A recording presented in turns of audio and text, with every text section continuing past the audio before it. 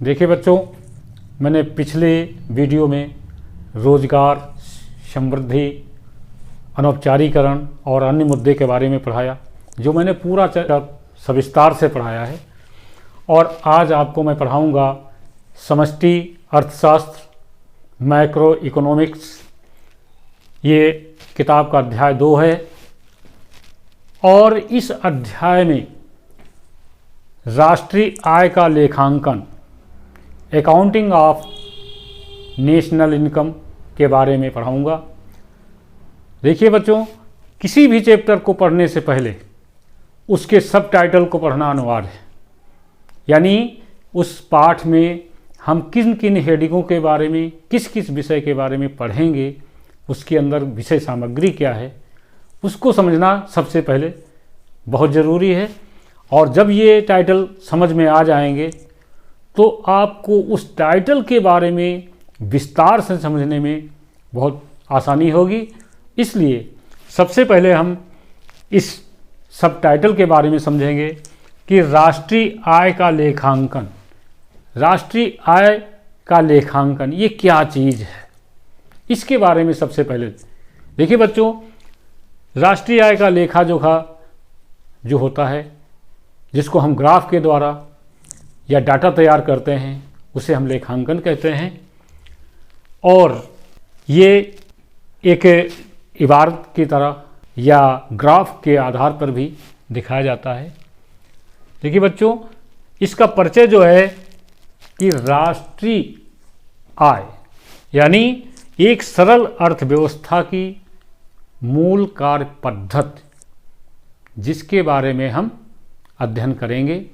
इस चैप्टर में 5 खंड हैं। 5 खंडों में पहले खंड में हम पढ़ेंगे कि इस अर्थशास्त्रियों के विचार, अर्थशास्त्री विद्वान, इन लोगों ने राष्ट्रीय आय के लेखांकन के बारे में अपने अपने विचार प्रकट किए हैं। ये किस प्रकार के विचार हैं, जिसके बारे में हमें पढ़ना है। उसके बाद में इसके दूसरे खंड में वर्तुल पथ पर अर्थव्यवस्था के क्षेत्रकों से गुजरने वाली संपूर्ण अर्थव्यवस्था की समस्त आय का आकलन कैसे होता है, यानी राष्ट्रीय आय का आकलन कैसे होता है। इसमें बहुत सी फर्में होती हैं, उनकी मूल वृद्धि का टोटल करेंगे, लेकिन ये मूल वृद्धि कैसे निकलती है, इस सब का अध्ययन हम इसके दूसरे खंड में करेंगे। और उसके बाद इसके बाद आता है तीसरा खंड जो है, जिसमें राष्ट्रीय आय की विविध उपकोटियाँ और इसकी 3 विधियाँ भी हैं, जिनके बारे में अध्ययन करेंगे। राष्ट्रीय आय निकालने के लिए इसमें उत्पाद विधि, व्यय विधि और आय विधि, इनके द्वारा हम राष्ट्रीय आय कैसे निकालते हैं, जिसका अध्ययन करेंगे। और उसके बाद में बच्चों देखिए, तीसरे खंड में हमें यह भी याद करना है कि राष्ट्रीय आय की विविध उपकोटियां और कीमत सूचकांकों का अध्ययन कैसे करते हैं, जैसे कि सकल घरेलू उत्पाद, अवस्फीतिक उपभोक्ता कीमत और थोक कीमत सूचकांकों की परिभाषा और उनका अध्ययन, ये तीसरे खंड में हम करेंगे। इसके बाद किसी देश में समस्त कल्याण के सूचक के रूप में उस देश के सकल घरेलू उत्पाद को लेने में जो समस्याएं आती हैं, उनका अध्ययन करेंगे कि किसी राष्ट्र की आय ज्ञात करने के लिए हमें चाहिए उसके जीडीपी, सकल घरेलू उत्पाद।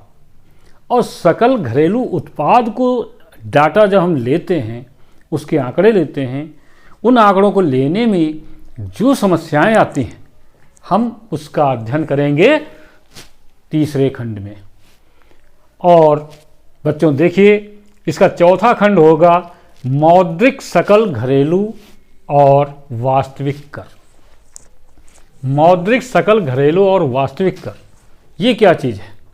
इसमें ये है किसी वस्तु का आय बढ़ जाने पे उसकी देनदारी, मतलब आय बढ़ जाने से हमें टैक्स भी ज़्यादा जमा करना पड़ता है, इनकम भी ज़्यादा हो जाती है, तो यानी सकल घरेलू उत्पाद में अगर वस्तु की आय बढ़ जाती है तो कर भी बढ़ जाता है। तो हम इसके बारे में चौथे खंड में अध्ययन करेंगे कि क्या मौद्रिक सकल घरेलू और वास्तविक कर क्या है, इसके सकल घरेलू उत्पाद बढ़ने पे मौद्रिक रेट में, स्तर में क्या परिवर्तन होता है, उसके बारे में पढ़ेंगे। और बच्चों लास्ट में हम सबसे पढ़ेंगे सकल घरेलू उत्पाद और कल्याण। इसमें हमें ये पढ़ना है, आप ये समझना है क्या किसी देश की राष्ट्रीय आय बढ़ने पर क्या उस देश का कल्याण होता है। किसी देश की अगर जीडीपी बढ़ जाती है तो क्या उस देश में सभी लोग सुखी रहते हैं, इसके बारे में हमें अध्ययन करेंगे।